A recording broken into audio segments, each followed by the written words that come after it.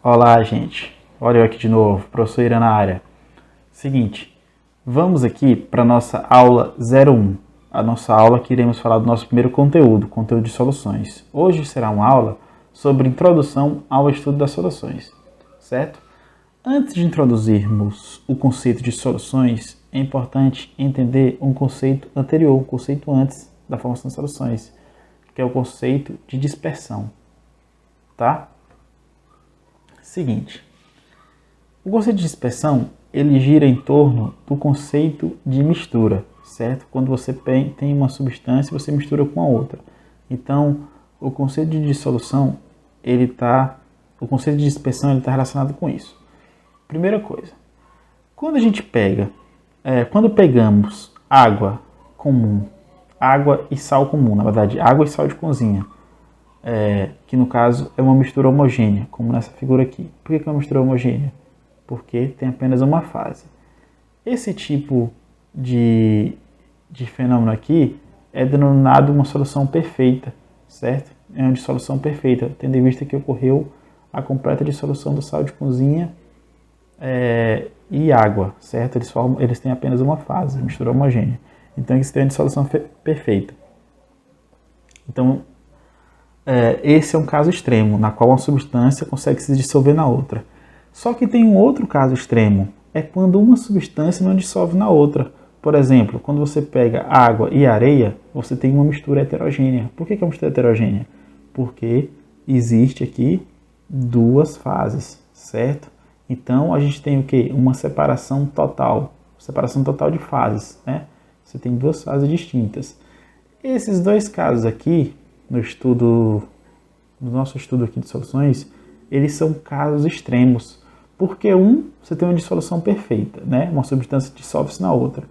No outro, você tem uma dissolução, uma separação total de fases. Então, são casos extremos. Só que na natureza, preste atenção, na natureza existem os casos intermediários. Não existe somente esses casos aqui perfeitos, existem os casos intermediários. Que caso intermediário é esse, professor? Por exemplo, quando você tem uma água bastante turva, que às vezes no interior as pessoas chamam água barrenta, certo? Uma água bastante turva, água barrenta. No decorrer do tempo, acontece o seguinte fenômeno com essa água barrenta. Parte dessa areia que está misturada aqui com essa água, ela vai se depositar no fundo do recipiente, como está mostrando nessa figura. De acordo com o tempo, parte dessas partículas, as maiores no caso, elas irão se depositar no fundo do recipiente. Outras partículas pequenas, elas ainda irão continuar aqui misturadas junto com a água. Por conta disso, a água ainda ficará turva, tá? Então você tem uma separação de fases aqui também, certo? Uma parte turva, a parte que está depositada no fundo do recipiente. Então você tem ainda uma separação. O conceito de dispersão, ele gira em torno desses fenômenos que a gente acabou de ver. O que é dispersão? São sistemas, né? No caso aqui, tudo isso aqui são sistemas, essas misturas todas são sistemas, nos quais uma substância está disseminada sob a forma de pequenas partículas em uma segunda substância, tá? Então, uma dispersão é justamente esse fenômeno aqui, é quando uma substância ela está disseminada, quer dizer, dissolvida ou misturada em outra partícula ou em outra substância sob forma de pequenas partículas, certo? Então, esses são os casos em que a gente tem as dispersões, tá? Esse é o conceito, certo? Só que quando a gente está estudando dispersões, existe algumas terminologias ou alguns termos que são bastante interessantes de a gente compreender. Por exemplo, vamos prestar atenção nesse sistema, certo? O sistema que eu estou mostrando aqui, no caso, é uma água nesse recipiente, certo? Aqui vocês estão vendo, transparente. E aqui eu tenho a substância chamada pergamanato de potássio, tá? Então, nessa primeira foto, elas estão separadas, né? Eu tenho somente água e tenho pergamanato de potássio aqui, que esse rapaz está segurando. Logo em seguida, esse cara pega o pergamanato de potássio e joga dentro do recipiente com água. O que está acontecendo aqui com o pergamanato de potássio? Ele está se disseminando na água. E se ele está se disseminando, tentando se misturar com a água, eu tenho o quê? Eu tenho o conceito de dispersão, né? Que é uma substância disseminada sob forma de pequenas partículas em uma segunda substância. Então aqui eu tenho o quê? A dispersão. E à medida que o tempo vai passando, essas pequenas partículas elas vão se tornando mais, elas vão se espalhando dentro do recipiente de água, até deixar a água com coloração rosa aqui, né? E uma parte do percambionato fica depositado lá no fundo do recipiente. Bastante similar a essa figura, certo? A água ficou turva e as partículas maiores ficaram no fundo do recipiente. Aqui também a água não ficou turva, ela ficou rosa e pequenas partículas aqui no fundo do recipiente, partículas de pergamanato, de potássio. Daí, nesse sistema, existem alguns conceitos interessantes, tá? Primeira coisa, existe o conceito de disperso. O que é o disperso? É a substância que está dispersa na outra. Quem está dispersa na outra? É o pergamanato de potássio. Então, nesse caso, o pergamanato aqui é o nosso disperso. Existe também o conceito de dispersante. Quem que é o dispersante? É aquela substância na qual eu irei dispersar outra, né? E nesse caso, o nosso dispersante é a água, tá? Dentro do conceito de dispersões, existe ainda a classificação desse tipo de fenômeno, ou seja, a classificação dessas dispersões. As dispersões, elas são classificadas de acordo com o diâmetro médio das partículas dispersas. Primeira coisa, primeiro tipo de dispersão que a gente tem são as soluções verdadeiras. As soluções verdadeiras, elas apresentam diâmetro médio de partículas entre 0 e 1 nanômetro, tá? Existem também as soluções coloidais, que estão entre 1 nanômetro e 1000 nanômetros. E existem também as suspensões, que estão acima de 1000 nanômetros. Lembrando que nanômetro ou nanômetro, tanto faz, ele é equivalente a 10 elevado a menos 9 metro. Ou seja, é uma coisa absurdamente pequena, beleza? Nesse diagraminha aqui, é possível a gente ter mais ou menos uma ideia de quanto que isso é pequeno. Porque, por exemplo, quem são as menores partículas aqui das dispersões que a gente estava vendo? São as das soluções verdadeiras. As soluções verdadeiras são aquelas que apresentam as menores partículas. Se você ver, elas estão aqui na nossa na nossa ordem de grandeza, elas estão abaixo de 1 nanômetro, né? Que é entre 0 e 1, então estão abaixo de 1, né? Entre 0 e 1. Ó, percebe o tamanho das partículas. Agora compara com o tamanho das partículas lá nas suspensões, que estão acima de 1000 nanômetros. Só por esse diagrama esquemático, a gente já consegue ver que é uma diferença absurda. Beleza? Então é importante lembrar do conceito que de 1 nanômetro equivale a 10 a menos 9 metro. Então são partículas bastante pequenas, tá? Outra coisa que é importante a gente comentar aqui são que as soluções ou as dispersões, elas estão presentes no nosso dia a dia, né? Por exemplo, aqui você vê,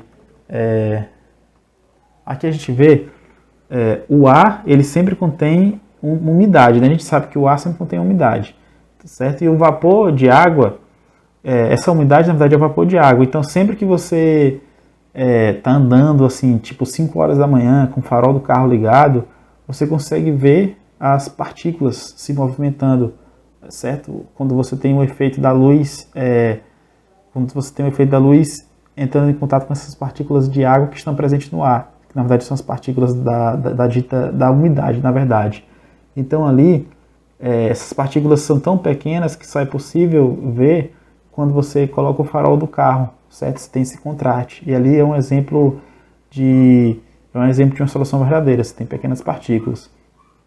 Outra coisa também que a gente consegue perceber é a neblina.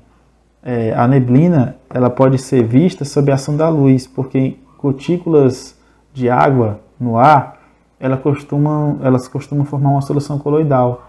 Então essa neblina que a gente também consegue verificar, geralmente pela manhã também, ela é um tipo de dispersão, só que não é solução verdadeira, ela é uma solução coloidal, tá?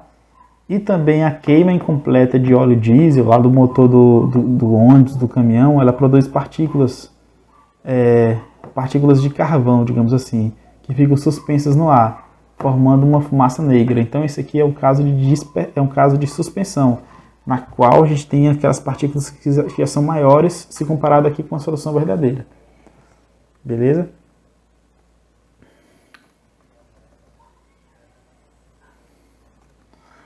Outra coisa importante aqui é o seguinte: a gente estava falando inicialmente apenas de dispersões, certo? E vimos lá os tipos de dispersões, quem que era o disperso, de acordo com o tamanho da partícula, esse tipo de coisa. Só que dentro das dispersões, o nosso estudo aqui inicial da nossa disciplina vai ser focado em apenas um tipo de dispersão. Que dispersão é essa que a gente vai estudar? A mais importante lá daquelas três, que é a que tem as menores partículas, que é as soluções verdadeiras, que a partir de agora serão chamadas apenas de soluções. Então, o resto do nosso capítulo vai ser focado apenas para estudar as soluções. Por quê? Porque é o seguinte, porque as soluções são as que estão presentes em maior quantidade e importância no nosso cotidiano e também nos laboratórios de química, certo? A maioria das reações, elas acontecem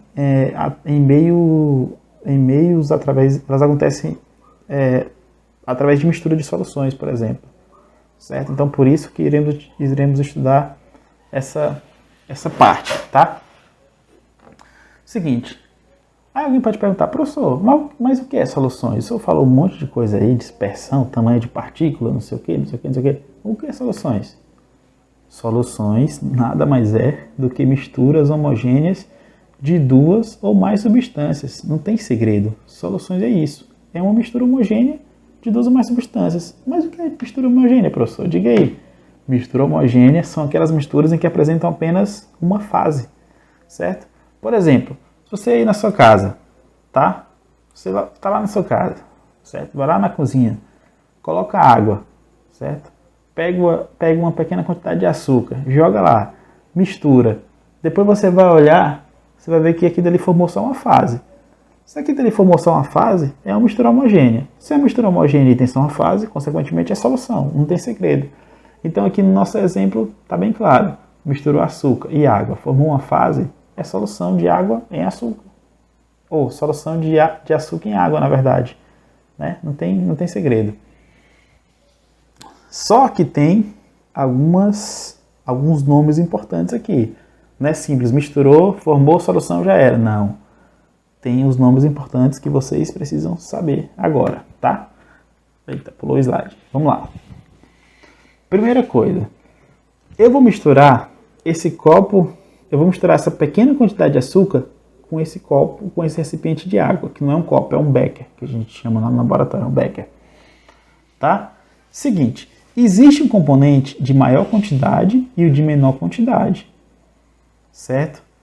O componente presente em menor quantidade, ele recebe um nome especial. Que nome é esse? Ele é o soluto, tá? Que é o mesmo disperso, lá que a gente viu no início da aula, que é quem eu vou dispersar dentro de uma outra substância. Então, sempre que eu tiver uma solução, eu vou ter um componente em menor quantidade. Esse menor quantidade, ou disperso, ele é chamado de soluto. A partir de agora eu gravo esse nome, soluto. Tá? Que nesse caso é quem que está em menor quantidade? Essa quantidade de água ou açúcar? É o açúcar. Então o açúcar nesse caso é o soluto. Só que existe também um componente presente em maior quantidade. Esse componente presente em maior quantidade, que nesse caso aqui é água, ele é chamado de quê? De solvente. E ele é o mesmo dispersante que a gente viu lá no início da aula.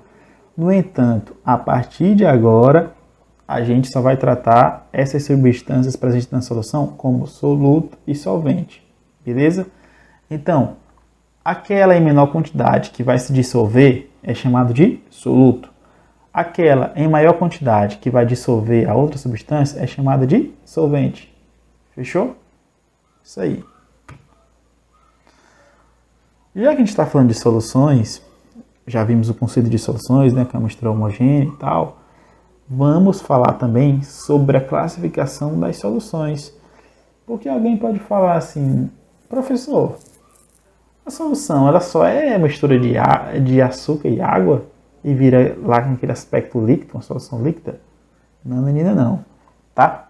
Existe solução gasosa, existe solução sólida, existe solução líquida, como a gente viu anteriormente. Então, o que a gente vai ver aqui agora são as classificações das soluções de acordo com o seu estado físico, sólido, líquido ou gasoso. Primeira coisa, vamos falar aqui sobre a solução sólida, na qual o nosso solvente. Vamos falar aqui de solução sólida, na qual o nosso soluto e o nosso solvente são sólidos, tá?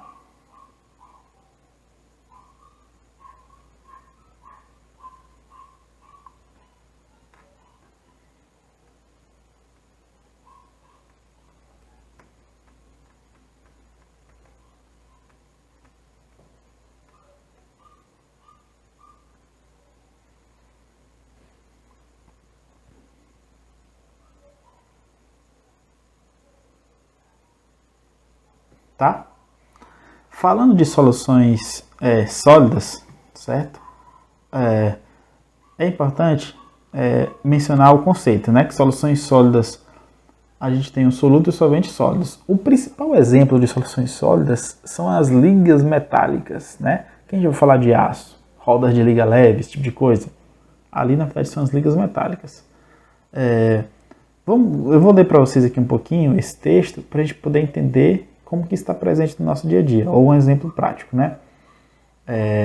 Eu particularmente gosto bastante de esporte, né? Então esse texto tem tudo a ver comigo e eu acho que com muitos de vocês também.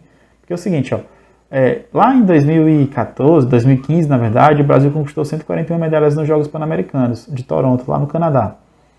41 medalhas de ouro, 40 medalhas de prata e 60 medalhas de bronze. O bronze, certo? Ele é uma solução sólida ou uma liga metálica. E alguns exemplos, aqui abaixo tem alguns exemplos de uma liga metálica, certo? E seus principais constituintes. Por exemplo, o aço comum, que a gente conhece bastante no nosso dia a dia, é uma solução sólida e ele é formado pela mistura do ferro com carbono, certo? O bronze, por sua vez, é uma liga metálica formada pelo cobre e pelo estanho, certo? E o latão é uma liga metálica também bastante conhecida, formada pelo cobre e pelo zinco. Então, aqui são exemplos de soluções sólidas, certo? São as ligas metálicas, tá? Outro tipo de solução que a gente conhece bastante são as soluções gasosas, nas quais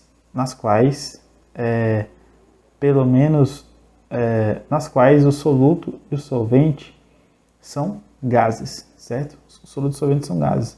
O nosso principal exemplo é o ar, certo? O ar, na verdade, é uma mistura gasosa, na qual ele tem uma composição variável.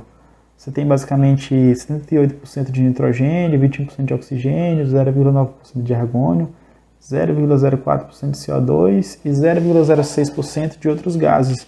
Então, o ar, que a gente conhece tão bem, ele é uma mistura gasosa, portanto, ele é uma solução gasosa. Soluto e solvente são gases, tá? É importante ficar atento também que os gases, eles são miscíveis entre si, certo? Ou seja, eles se misturam sob qualquer proporção entre si, tá?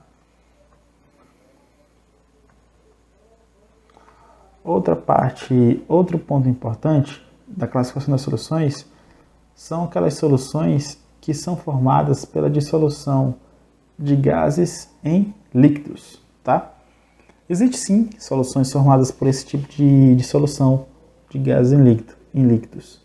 O nosso principal exemplo é o oxigênio dissolvido nas águas dos mares, oceanos, lagos, rios, certo? E esse oxigênio dissolvido nessas águas, elas são essenciais para a sobrevivência da vida aquática, certo? Da sobrevivência dos peixes, por exemplo. Eles precisam desse oxigênio para respirar. Esse oxigênio está dissolvido na água. E à medida que essas águas elas apresentam poluição, ela compromete bastante a quantidade, ela compromete bastante a concentração de oxigênio dissolvido nessas águas. Então compromete também, acontece um desequilíbrio sob o ponto de vista do ecossistema aquático, certo? Então aqui está um exemplo importante de uma solução formada pela mistura de gases em líquidos. Tá. Outro tipo de solução bastante conhecido da gente, do nosso cotidiano, são soluções formadas pela mistura de líquidos. O principal exemplo é a água oxigenada ou o álcool etílico. Né? O álcool etílico, na verdade, você tem o solvente e o soluto, eles são líquidos, né? Que é o álcool e a própria água na mistura deles. Tá? Na próxima aula, já que a gente falou aqui nessa aula inicial, falamos bastante de conceitos, de classificação de soluções, esse tipo de coisa. Na próxima aula, vamos falar sobre concentração de soluções, certo? Concentrações de soluções. E aí vocês vão entender por que existe o álcool em gel 70% e por que existe o álcool em gel 65%. Certo? De onde que vem isso? Como que calcula isso? Próxima aula a gente vai ver isso aí com calma, tá? Então até a próxima aula, espero que vocês tenham gostado do vídeo. E logo em seguida eu vou estar deixando também alguns exercícios para que vocês possam estar fazendo, revisando os conteúdos. E até a próxima. Falou!